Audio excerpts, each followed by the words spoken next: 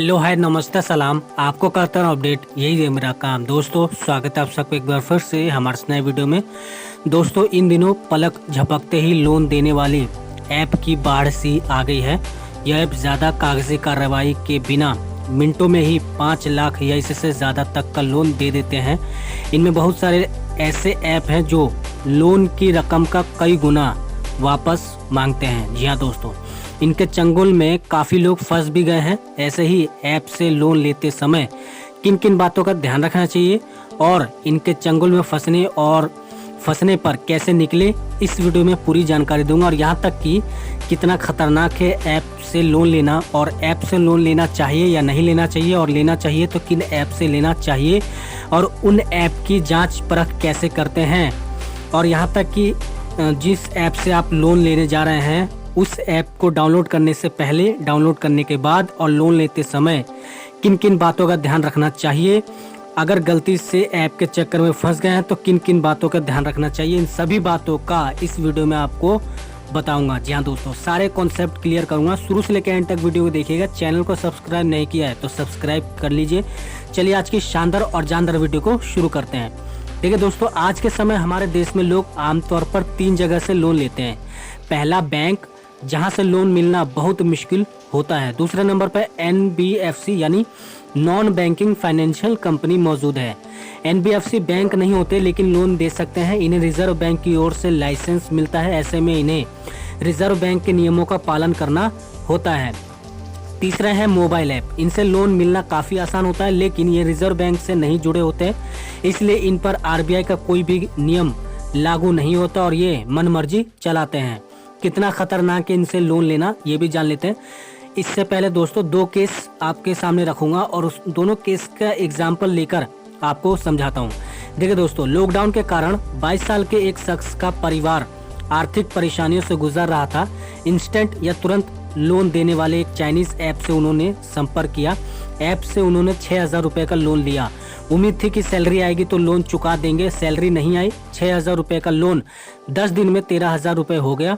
Recovery agent उन्होंने loan की रकम वापस करने का दबाव बनाने लगे। मजबूरी में उन्होंने 2 अन्य ऐप से 15,000 रुपये लोन लेकर पहले ऐप का लोन चुका दिया, लेकिन अगले 10 दिन में इन ऐप्स की देनदारी 30,000 रुपये से ज़्यादा हो गई।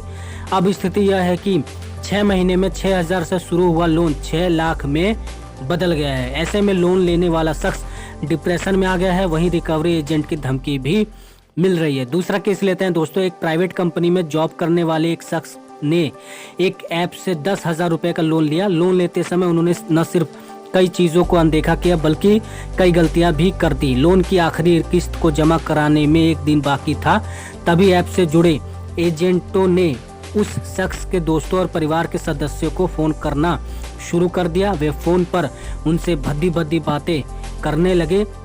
जब उसके दोस्तों और परिवार के सदस्यों ने उसे फ़ोन करके ये सारी बातें बताई तो वह डिप्रेशन में आ गए। नतीजा यह हुआ कि उस शख्स ने डिप्रेशन में आकर अपनी जान दे दी। जी हाँ दोस्तों, ऐसे फंसाते हैं ऐप। दरअसल कई बार लोगों को छोटी रकम जैसे 3,000, 5,000, 10,000 आदि की ज़रूरत पड़ जाती है। इतनी छोटी रकम को बैंक भी बहुत आसानी से नहीं देते हैं। अगर देते भी हैं तो पर्सनल लोन के रूप में, और यह रकम भी हर किसी को नहीं देते। इसके लिए salary slip, bank statement, company नाम आदि की ज़रूरत पड़ती है। साथ में सिबिल स्कोर भी अच्छा 7 से अधिक होना चाहिए। जिस शख्स के पास ये सब चीज़ें नहीं होती वह तुरंत ऐप से लोन देने वाले लोन के झांसे में आ जाता है। ये ऐप बिना सैलरी वाले और बिना सिबिल स्कोर वाले शख्स को भी लोन दे देते हैं। इसके लिए ऐप पर सिर्फ कुछ डॉक्यूमेंट अपलोड करने होते हैं और कुछ ही मिनटों में लोन की रकम बैंक अकाउंट में आ जाती है। जी हाँ दोस्तों, लोन लेते समय प्रोसेसिंग फीस के नाम पर मोटी रकम काट लेते हैं। कई बार 10,000 के लोन पर ही प्रोसेसिंग फीस के नाम पर 2,000 रुपये तक काट लेते हैं और बाकी 8,000 रुपये बैंक अकाउंट में जमा कर देते हैं। लोन की रकम पर ये 2 से 3% महीने तक की ब्याज वसूलते हैं और जो सालाना 24 से 36% तक बैठता है। अगर लोन की कोई किस्त जमा करने में देरी हो जाए या चेक बाउंस हो जाए तो ये पेनल्टी के रूप में भारी भरकम जुर्माना लगाते हैं। यह जुर्माना रोजाना के हिसाब से होता है। अगर किस्त 2,000 रुपये महीने की है तो जुर्माने के तौर पर ये रोजाना 500 रुपये तक ले लेते हैं और पूरी रकम पर कंपाउंड इंटरेस्ट लगाते हैं। लोन का भुगतान नहीं होने पर यह ऐप कर्जदार शख्स को अनेक तरीकों से ब्लैकमेलिंग या जलील करते हैं, धमकी भरे कॉल करते हैं, फोटो के साथ छेड़खानी करके व्हाट्सएप ग्रुप के माध्यम से बदनाम करते हैं। साथ ही ये ऐप फर्जी कानूनी नोटिस भेजने जैसे हथकंडे भी अपनाते हैं। साथ ही लोन लेते समय लोन लेने वाला शख्स इन्हें अपने फ़ोन में मौजूद कॉन्टैक्ट नंबर, गैलरी, लोकेशन आदि की एक्सेस करने की मंजूरी दे देता है। ऐसे में किस्त जमा करने में देरी होने पर ये कॉन्टैक्ट लिस्ट में शामिल लोगों के पास फ़ोन करके उन्हें भी परेशान करते हैं। इन ऐप के रिकवरी एजेंट लोन लेने वाले शख्स को कई बार सामाजिक रूप से इस प्रकार प्रताड़ित करते हैं कि लोन लेने वाला शख्स डिप्रेशन में चला जाता है और कई बार मौत को गले लगा लेता है।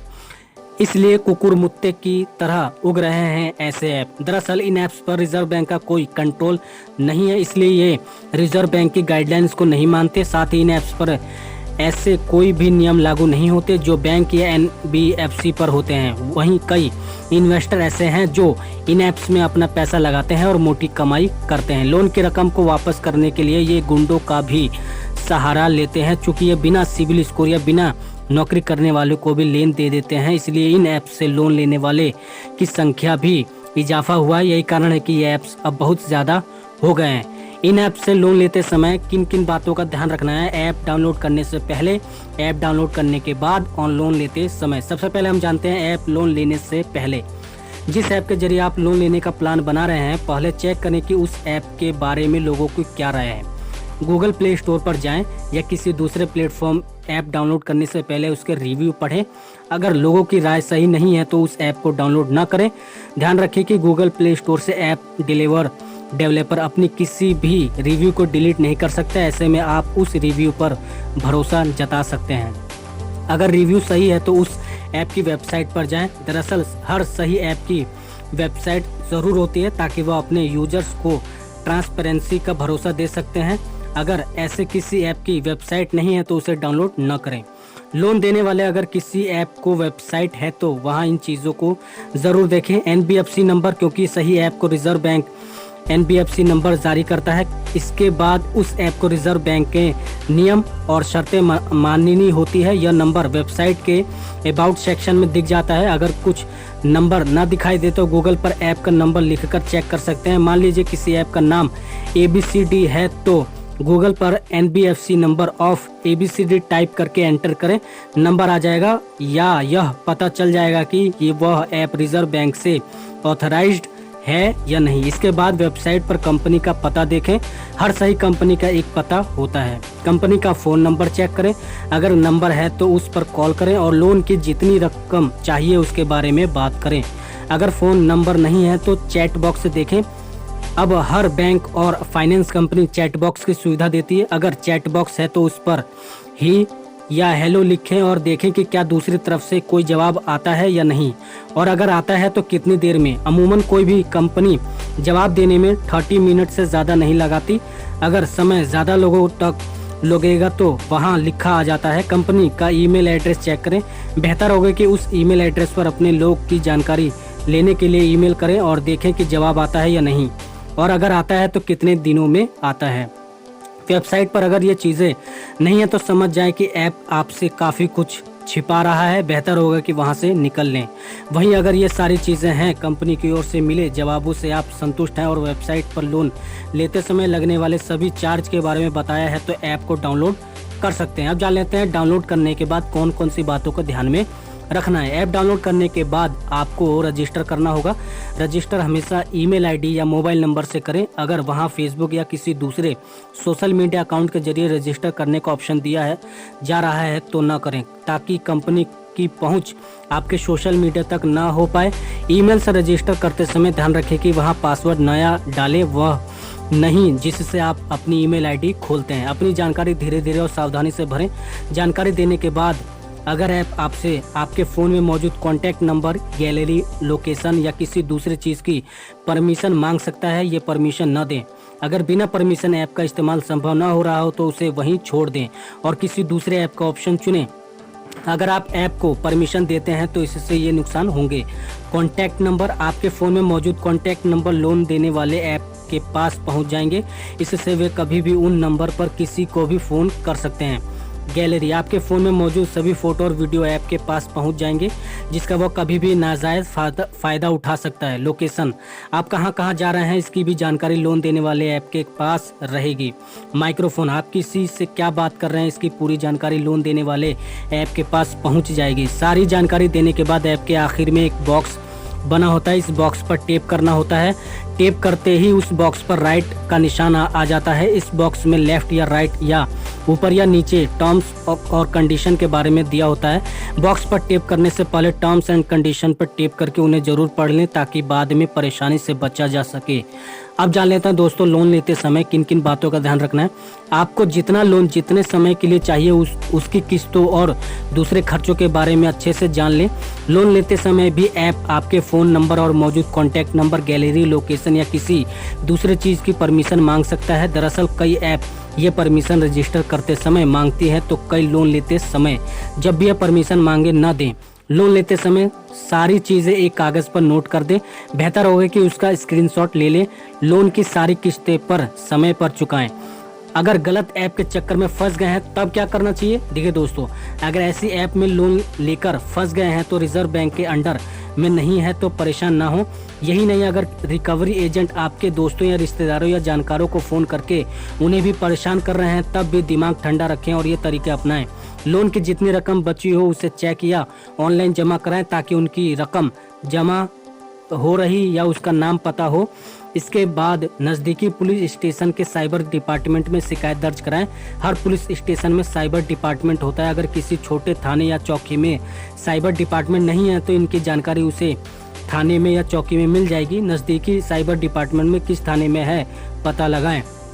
अगर किसी रिकवरी एजेंट आपके दोस्तों या रिश्तेदारों या जानकारों को फ़ोन करके परेशान करते हैं तो वह दोस्त या रिश्तेदार या जानकार आपको भी फ़ोन करके इसके बारे में बताएगा। ऐसे में उससे कहें कि उनके साथ साइबर फ्रॉड हुआ है। ऐसे में रिकवरी एजेंट के फ़ोन को गंभीरता से न लें और उन्हें धमकी भरे लहजे में बताएं कि उनके खिलाफ भी हरेसमेंट का केस दर्ज कराया जा सकता है। इससे रिकवरी एजेंट शायद कॉल करना बंद कर दे। क्योंकि गलती फ़ोन लेने वाले शख्स की है ही, उसने उन्हें फ़ोन की परमिशन उन्हें गलती से ही सही दे दी। ऐसे में अफसोस करने की जगह परेशानी का मुकाबला करें। कहाँ कर सकते हैं शिकायत। अगर किसी शख्स के साथ फ्रॉड होता है और लोन लेने वाली कंपनी के एजेंट परेशान करते हैं तो इसकी शिकायत यहाँ करा सकते हैं। नज़दीकी पुलिस स्टेशन में मौजूद साइबर क्राइम डिपार्टमेंट में या पुलिस में भी शिकायत दर्ज करा सकते हैं। साइबर क्राइम की वेबसाइट है cybercrime.gov.in पर या ट्विटर हैंडल @cyberdost पर शिकायत दर्ज करा सकते हैं। गृह मंत्रालय की वेबसाइट mha.gov.in पर आप शिकायत दर्ज कर सकते हैं। तो ये सारी बातें आप लोगों को ध्यान में रखना है, अपने ज़हन में रखना है लोन लेते समय। ठीक है दोस्तों, उम्मीद करता हूँ ये वीडियो आप लोगों को काफ़ी पसंद आई होगा। अगर पसंद आए तो इससे लाइक दे दीजिए। हमारे चैनल को सब्सक्राइब नहीं किया तो सब्सक्राइब कर लीजिए, ताकि कोई भी नोटिफिकेशन आपसे मिस ना हो। ऐसे ही लाभप्रद वीडियोस हमारे चैनल पर अपलोड होती रहती है। कमेंट में आपका कोई भी सवाल है आप हमसे पूछ सकते हैं। साथ ही ट्विटर, इंस्टाग्राम पर फॉलो जरूर करें, वहाँ DM भी कर सकते हैं आपका कोई भी सवाल है। इस वीडियो को अपने दोस्तों में शेयर करें, ताकि आपके एक शेयर से उन्हें भी जानकारी, उन्हें भी जागरूकता मिल सकती है। ठीक है दोस्तों, इस वीडियो को, चैनल को सब्सक्राइब नहीं किया तो सब्सक्राइब कर लीजिए। मैं मिलूंगा अगली वीडियो में नए टॉपिक के साथ। तब तक के लिए नमस्कार। वीडियो देखने के लिए आप सभी का आभार व्यक्त करता हूँ।